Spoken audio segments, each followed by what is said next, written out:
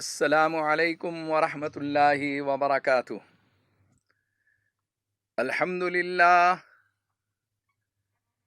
للہ کفا وسلام علی عبادہ الذین اصطفى اما بعد فاعوذ باللہ من الشیطان الرجیم بسم اللہ الرحمن الرحیم۔ یا ایہا النبی قل لأزواجک وبناتک ونساء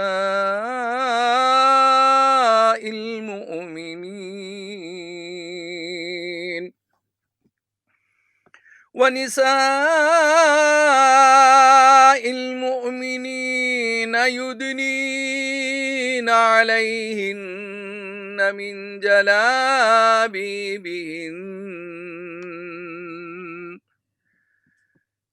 وقال الله تبارك وتعالى في شان حبيبه إن الله وملائكته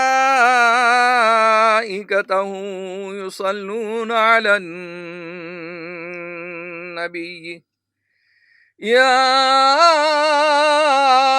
أيها الذين آمنوا صلوا عليه وسلموا تسليما۔ اللهم صل على محمد النبي الأمي وعلى آله وأصحابه البررة الكرام وعلى سائر الأنبياء والمرسلين والملائكة المقربين وعلى آله وأصحابه أجمعين۔ معزز سامعین و ناظرین، عزیز دوستوں، بزرگوں، نوجوانوں، میری عزت دار ماں اور بہنوں، چند اشعار ہے جس سے عشق نبی کا جذبہ اپنے اندر پیدا ہو جائے اور حالات کا ہم مقابلہ کرنے والے بن جائیں۔ عشق نبی میں دنیا سے ہو جاؤں بے نیاز، عشق نبی میں دنیا سے ہو جاؤں بے نیاز، اے کاش اس قدر مجھے دیوانہ پن ملے، اے کاش اس قدر مجھے دیوانہ پن ملے۔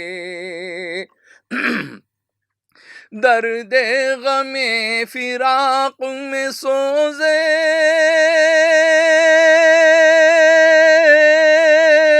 بلال ہو، درد غم فراق میں سوزے بلال ہو، یا رب وہی تڑپ وہی دل کی جلن ملے، یا رب وہی تڑپ وہی دل کی جلن ملے۔ میرے عزیز دوستوں اور بزرگوں، اس وقت سب سے زیادہ چرچے اور تذکرے میں حجاب کا مسئلہ ہے، پردے کا مسئلہ ہے۔ مسلمانوں کو اللہ تعالیٰ نے اور اس کے رسول صلی اللہ علیہ وسلم نے جو پردے کا حکم فرمایا ہے، کاش کہ ہم سمجھتے اور دوسروں تک کے اس کا اچھا پیغام پہنچاتے، لیکن قصور ہمارا ہے، جرم ہمارا ہے، ہم نے پردے کو جو ہے فیشن بنا لیا ہے، ہم نے پردے کو اللہ اور اس کا رسول کا حکم سمجھ کر پابندی کرنا شروع نہیں کیا ہے، بلکہ ایک رواج ہے، گھر میں سب پہنتے ہیں اس لیے ہم بھی پہن رہے ہیں۔ ایک رواج کو بڑھتے بڑھتے بڑھتے اس میں خرابی برقعے کے اندر ایسی لائی ہے کہ اب برقع جو ہے پہننے والی عورتوں کو لوگ دیکھا کرتے ہیں، برقعوں پہ تبصرہ کرتے ہیں، یہ کتنا اچھا برقع ہے، یہ کتنا قیمتی برقع ہے، اس برقعے کے اوپر جو ہے تتلیاں لگی ہوئی ہے اور بہترین قسم کا کام کیا ہوا ہے، فیشن ڈیزائننگ والے کے پاس سے نکل کر آیا ہوا ہے۔ یہ 5,000 کا برقع ہے، یہ 10,000 کا برقع ہے۔ اب برقعے میں بھی جو ہے وہ چیزیں لگائی جا رہی ہے کہ نہیں دیکھنے والا بھی دیکھ رہا ہے، جبکہ برقعے کا تصور یہ تھا، برقعے کا مقصد یہ تھا کہ آپ اپنے لباس کو ڈھانپ لیں، اپنے جسم کو ڈھانپ لیں، کوئی آپ کو دیکھنے نہ پائے۔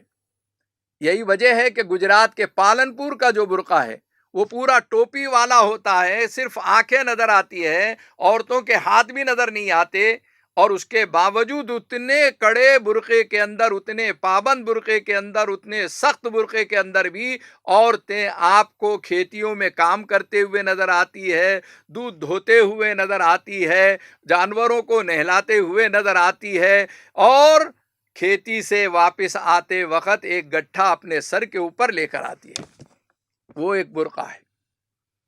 اور اسی طریقے سے بہت سارے گھرانوں کے اندر برقعے ہیں، اور پردے کا تصور غیر مسلموں کے اندر بھی ہے۔ راجستھان میں چلے جائیے، کوئی بھی مرد باپ کے سامنے، سسرے کے سامنے، دیور کے سامنے، جیٹھ کے سامنے، حتیٰ کہ شوہر بھی بیٹھا ہوا، اس کے باوجود وہاں کا رواج ہے راجستھانی عورتیں اپنے چہرے کے سامنے گھونگھٹ ڈال کر آتی ہے، کوئی ان کے چہرے کو دیکھ نہیں سکتا ہے، وہ بے پردہ ہو کر کسی سے بات نہیں کرتی ہے، وہ گھونگھٹ کے ساتھ بات کرتی ہے، اور ان کا گھونگھٹ ترقی کے لیے رکاوٹ نہیں ہے۔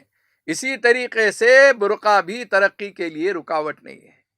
اس کو سمجھنے کی کوشش کریں کہ ایک ناری کا سمان اس میں ہے، ایک عورت کا سمان اس میں ہے، ایک خاتون کا، ایک لیڈی کا سمان اس میں ہے، عزت اس میں ہے کہ اس کا جسم ڈھپا ہوا رہے۔ قرآن پاک کے اندر سورہ نور میں، سورہ احزاب میں یہ سارا تذکرہ آیا۔ اس سے پہلے کے بیان میں میں نے وہ تفصیل سے بتایا ہوں کہ گھر کے باہر کا پردہ جو ہے اس کو صرف اتنا جملہ ذہن میں رکھیے کہ وہ ایسا مکمل پردہ ہو کہ جس میں ہتھیلیاں اور چہرہ بھی نظر نہیں آئے۔ یہ باہر کا پردہ ہے سورہ احزاب کے اعتبار سے، اس کو سمجھیے، اس کے مفہوم کو سمجھیے۔ اور سورہ نور میں جو گھر کا پردہ ہے اس میں سمجھیے کہ گھر میں اتنی اجازت ہے کہ آپ ہتھیلی یا چہرہ بتا سکتی ہیں، اس کے باوجود رواج کے اعتبار سے راجستھانی عورتیں چہرہ بھی نہیں بتاتی، وہاں کسی کو آبجیکشن نہیں، کوئی اعتراض نہیں، رواج ہے۔ اس لیے گھر میں آپ اپنے جسم کو پورا کھول نہیں سکتی تو باہر کیسے کھولتی ہیں؟ پیٹ اور پیٹھ باہر کیسے بتا سکتی ہیں؟ آدھی ٹانگیں کیسے بتا سکتی ہیں؟ کیسے بغیر اوڑھنی کے جا سکتی ہیں؟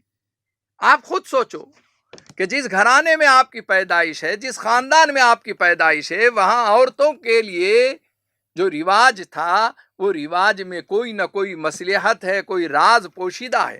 وہ یہ ہے کہ آپ کو غلط نگاہوں سے کوئی نہ دیکھے، بد نگاہی نہ ہو، بری نگاہ سے نہ دیکھے، آپ کی طرف کوئی بھیڑیا نہ آئے، آپ کو کوئی کتا بھونکنے نہ لگے، کوئی سیٹی بجانے نہ لگے۔ اس لیے تھا نا، تو آپ کے سمان اور آپ کی حفاظت کے لیے یہ پردہ ہے۔ اور یقیناً انصاف پسند بہنیں اپنے چہرے کو ڈھانپ کر نکلتی ہے۔ اور قرآن نے کہا، یہاں سے ایک تعلیم دی ہے، گھر میں اگر داخل ہونا ہے تو کیسے داخل ہوں گے؟ بالکل بے دھڑک کسی کے گھر میں بھی گھس جانا، کچن تک کے چلے جانا، یہ اسلامی تعلیمات نہیں۔ اسلامی تعلیمات اور قرآنی تعلیمات تو یہ ہے، یا ایھا الذین آمنوا لا تدخلوا بیوتکم غیر بیوت فاستأذنوا۔ قرآن کہہ رہا ہے کہ یا ایھا الذین آمنوا لا تدخلوا بیوتا غیر بیوتکم، گھروں میں ایسے ہی بے دھڑک داخل مت ہو جاؤ، لا تدخلوا حتی تستأنسوا، یہاں تک کہ مانوس نہ کر لو، اجازت حاصل نہ کر لو۔ گھر میں داخل ہونا بھی ہے تو اجازت لے کے جانا ہے، اسلامی تعلیمات یہ ہے کہ سلام کر کے جانا ہے، اسلامی تعلیمات یہ ہے کہ گھر کو دستک دو، کنڈی بجاؤ، بیل بجاؤ، اگر ایک مرتبہ، دو مرتبہ، تین مرتبہ آپ نے آواز دیا، کسی وجہ سے جواب نہیں ملا تو آپ چلے جاؤ، زبردستی گھر میں گھسنے کا ذہن مت بناؤ۔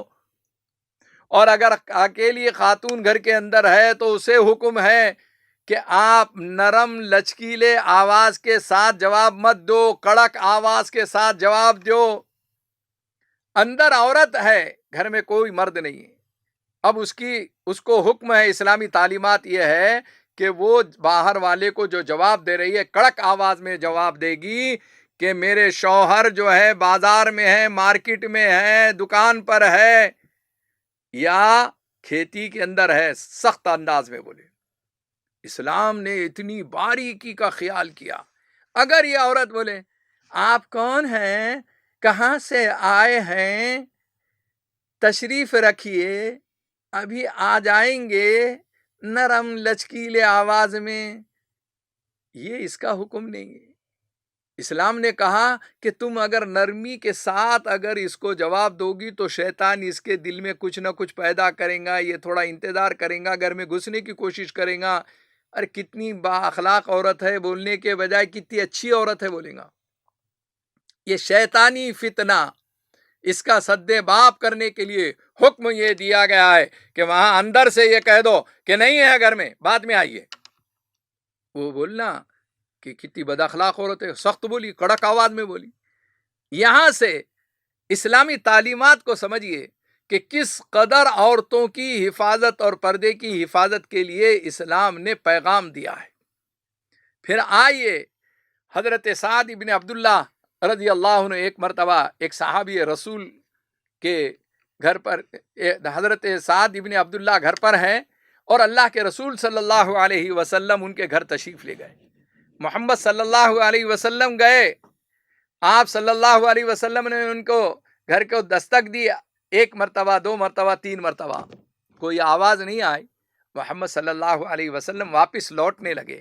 روایتوں میں آتا ہے کہ وہ صحابی گھر میں تھے اور تین مرتبہ آواز سنی۔ اب جب واپس لوٹنے لگے اس وقت تیزی کے ساتھ لپکے اور جواب دیا، یا رسول اللہ صلی اللہ علیہ وسلم میں حاضر ہوں، تشریف لائیے۔ اللہ کے رسول صلی اللہ علیہ وسلم نے فرمایا کہ میں نے پہلی مرتبہ آواز دیا، دوسری اور تیسری مرتبہ آپ نے کوئی جواب ہی نہیں دیا۔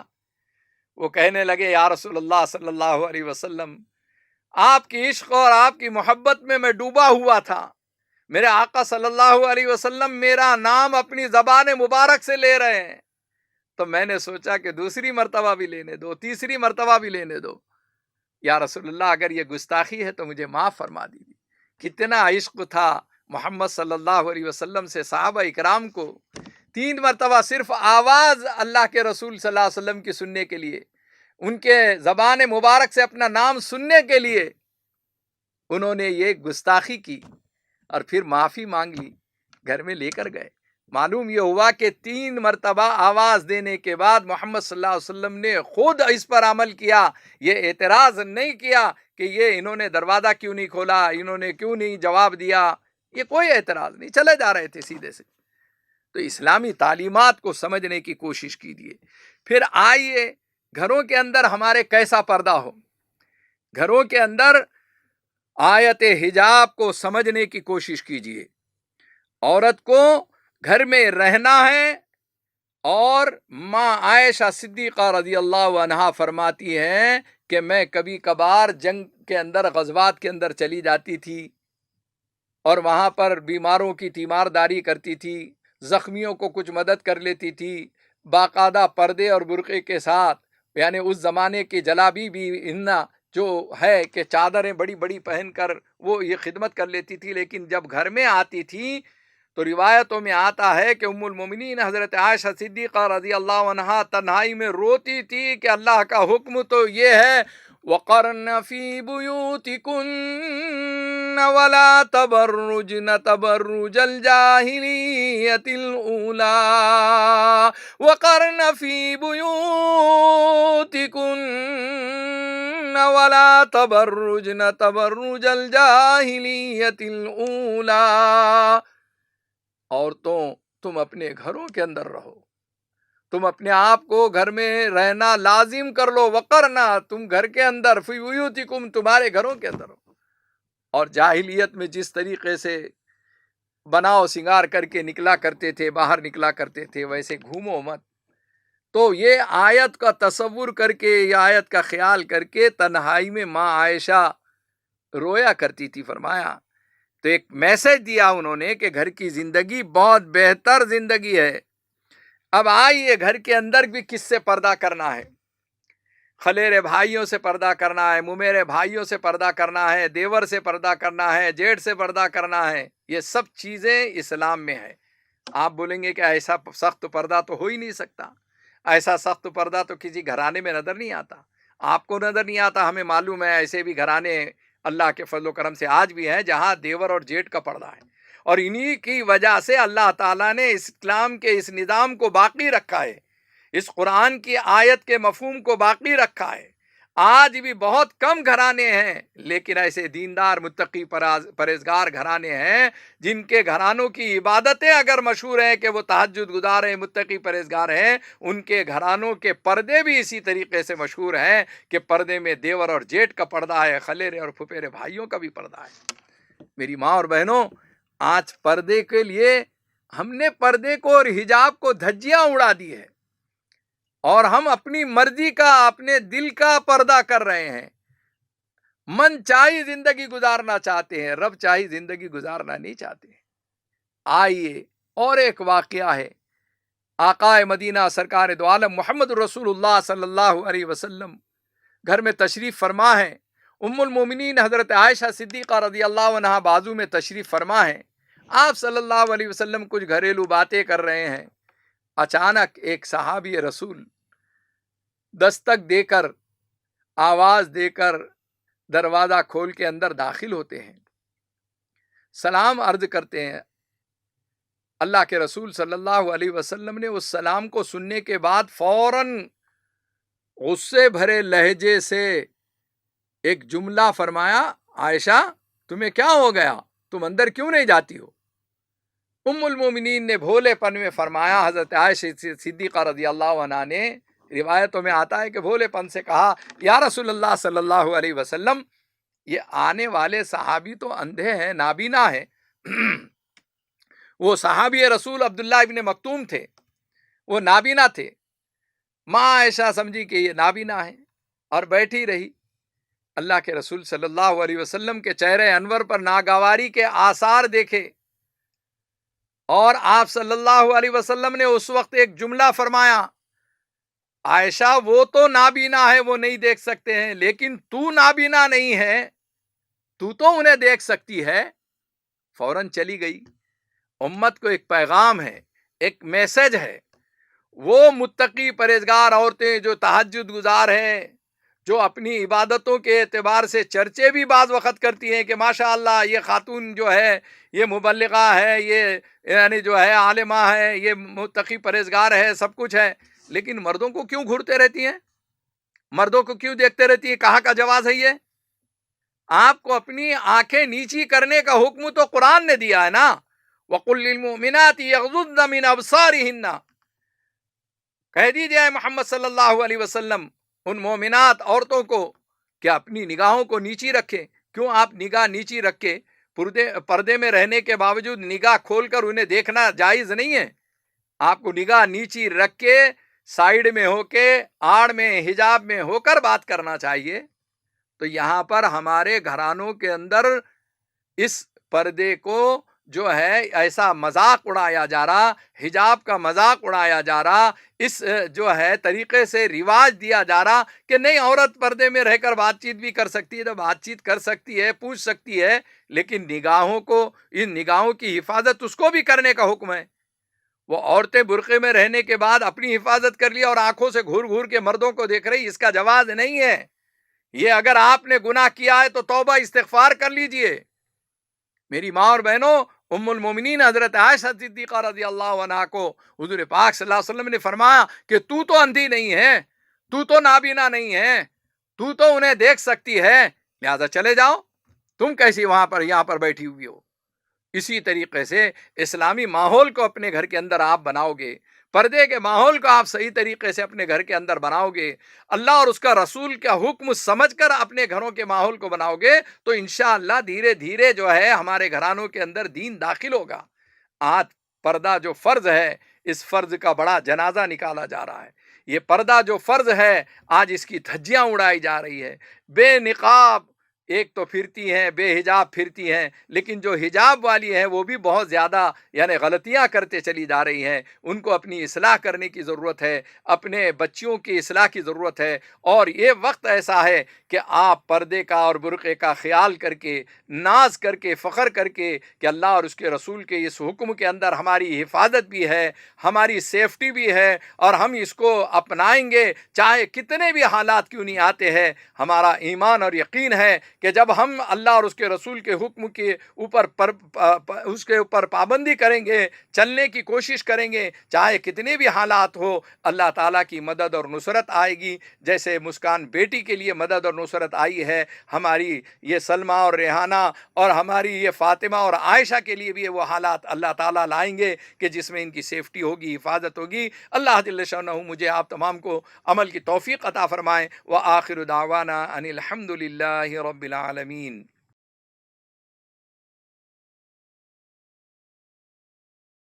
مفتی عربین ڈریس، اسلامک فیشن، عربی دقلات، مکتب کے بچوں کے لیے ایک نایاب تحفہ۔ رمضان، عید اور دیگر تقریبات کے لیے عمدہ کوالٹی کے دلکش خوبصورت عربی ڈریسز انڈیا میں کہیں بھی حاصل کرنے کے لیے ابھی کال کریں۔ مفتی عربین ڈریس، ابراہیم پورہ، بھوپال، انڈیا۔ سنشائن ہربل مایوس شادی شدہ مردوں کے لیے جڑی بوٹیوں سے تیار کردہ اثردار دوا۔ اس کے علاوہ وزن بڑھانے اور موٹاپا کم کرنے کے لیے لاجواب دوائیں انڈیا میں کہیں بھی حاصل کرنے کے لیے ابھی کال کریں۔ الخدم ٹورز اینڈ ٹریولز انڈیا۔ تکمیلی تلبینہ، طاقت، صحت اور شفا کے لیے ایک بہترین نسخہ۔ ابھی آرڈر کریں۔ تکمیلی herbal health care, Malegaon, India. G S herbal wholesale Ayurvedic و یونانی ادویات کا قابل اعتماد مرکز۔ ابھی کال کریں اور ایک مرتبہ ضرور آزمائیں۔ جی ایس ہربل آپ کو رکھے صحت مند۔ چوکو اسٹار اعلیٰ کوالٹی کے عمدہ لذیذ چاکلیٹس، علماء، حفاظ اور تجارت کرنے والوں کے لیے بہترین موقع۔ چوکو اسٹار، اورنگ آباد۔ مزید تفصیلات کے لیے ابھی کال کریں۔